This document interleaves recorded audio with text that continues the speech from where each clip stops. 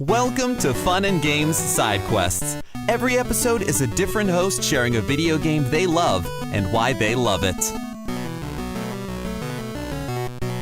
Hello, all you kings, queens, and those in between. Paresh Maharaj here, host of the Busted Lions podcast, and for right now, your host of this side quest, in which I get to spread the good word of the Healing Church and talk about a game I never thought I'd fall in love with, FromSoftware's Bloodborne.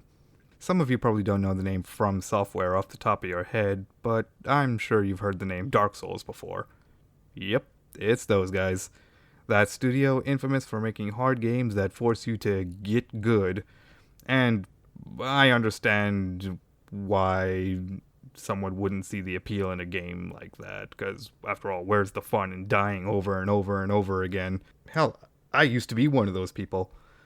My first foray into the Soulsborne genre was Dark Souls 2, which apparently is a terrible starting point, but you live and learn. And I gave up on Dark Souls 2 after 2 play sessions. I don't want to say 2 playthroughs because I'm never going to reach the end of that game.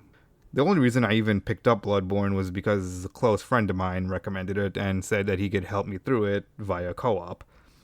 And fast forward to the present day, and even he, that friend, would admit that I'm officially better at this game than he is now.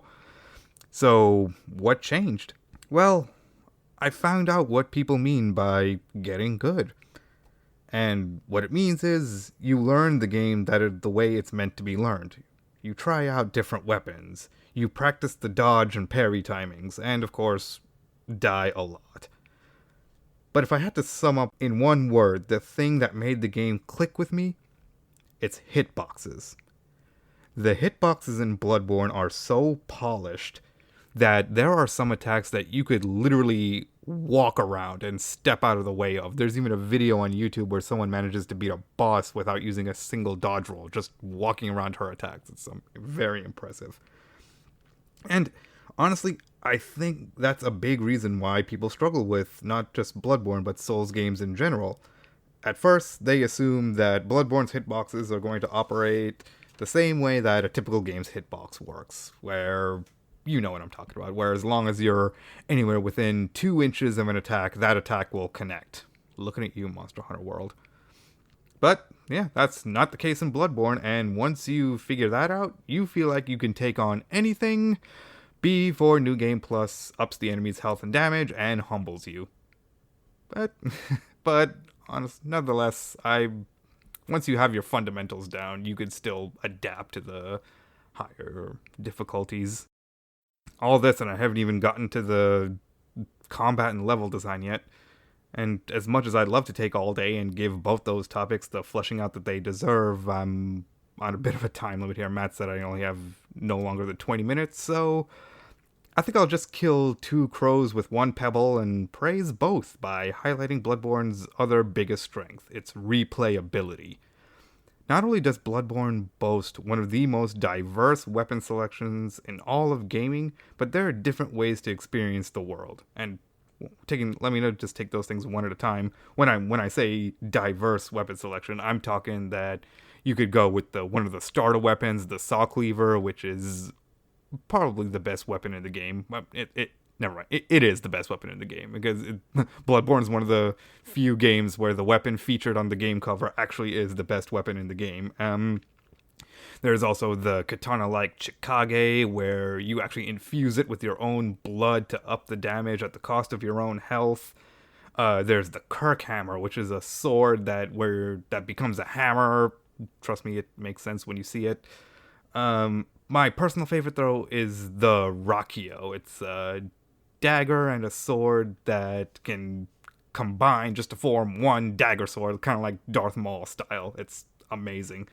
And as far as experiencing the world goes in different ways, I have to give a specific example, because while there are also areas that you could skip entirely without penalty and still beat the game, small decisions as simple as choosing to go the opposite way through an area yields different dialogue options, different perspectives, even different details that you wouldn't think that making a small decision like that would yield. Like, for example, there's this area in the game called Old Yharnam, where when you first go through it, you're greeted by this dude named Jura, who's up on a rooftop, who tells you to turn back and leave the beasts and old Yharnam alone.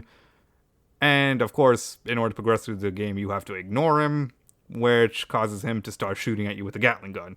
But, assuming you don't kill him and go through the area, you can actually backtrack through the area by entering through the door after beating the boss Dark Beast Parl. And going through the level backwards means that he doesn't recognize you if you decide to go meet him again. And because of that, he's able to just walk right up to you and just talk to you and explain to you his entire life's philosophy, which is that the beasts in old Yharnam aren't beasts. They're just people who have been corrupted against their will and just pose no harm to the people up on the surface. I mean, of course, you could still decide to kill him then, or you could choose to spare him. And even if you decide to spare him, he makes you swear not to attack any of the beasts that occupies old Yharnam in front of him, because if you do, he'll just turn his Gatling gun on you again, and he'll stay that way until you kill him. All that just from walking through a level backwards.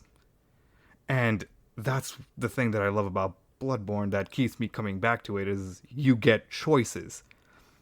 I start every playthrough by asking myself, what do I feel like doing this time? Do I want to kill every boss? Do I want to kill every enemy in an area? Do I make it so that the only enemies I kill are the mandatory bosses? Do I activate the side quest with the NPC who eats people? Or do I meet Eileen the Crow again? You get so many choices, and that's just the main game. The DLC is even more difficult than the core game, but it's also the best type of DLC. It's the type of DLC that expands on the already established story and already established lore in Bloodborne and brings it to a nice little satisfying conclusion. And that's all in all what keeps me coming back to it.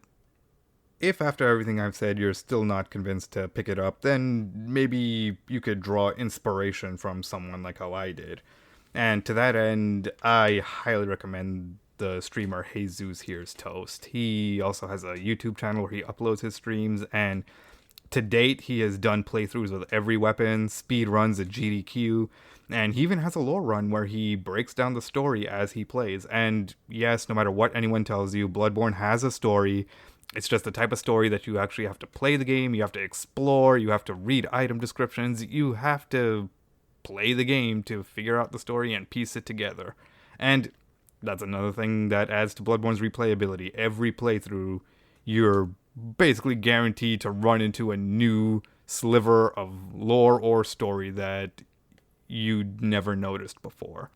Now, if I have convinced you to pick this game up and to make this your first prance through Yharnam, first off, you could tell me on Twitter at Noblekind92 for my personal, or at Busted Limes for my podcast.